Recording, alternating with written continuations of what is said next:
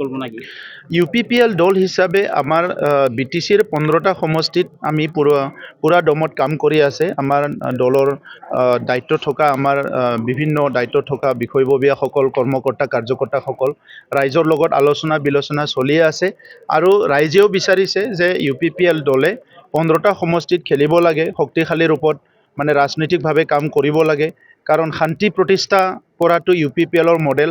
এই অঞ্চলৰ জাতি জনগোষ্ঠীক একেলগে লৈ আগবাঢ়ি যোৱাটো UPPLৰ মডেল আৰু সকলোকে ন্যায় প্ৰদান কৰা, ভূমিৰ অধিকাৰৰ পৰা বিভিন্ন শিক্ষাৰ অধিকাৰ প্ৰদান কৰাৰ কাৰণে কাম কৰাটো মডেলটো প্ৰথমতে UPPLে আৰম্ভ কৰিছে।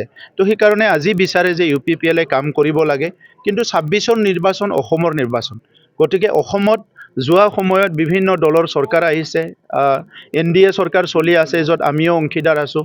এই সময়ত বিভিন্ন কাম কাজবিলাক হৈ আছে, কিন্তু এতিয়াও অসমৰ 140টা জনগোষ্ঠীয়ে সুখী নহয়।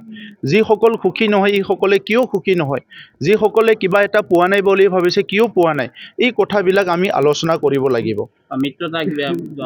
মিত্ৰতাৰ কাৰণে আমি আমাৰ অহা 30 আৰু 31 তাৰিখত আমাৰ অধিৱেশন আছে। সেই অধিৱেশনত আমাৰ অলৰেডি কমিটি আছে, কমিটিয়ে বিভিন্ন লগত কথা বাৰ্তা চলি আছে। আমি এটা সিদ্ধান্তত উপনীত হ'ম।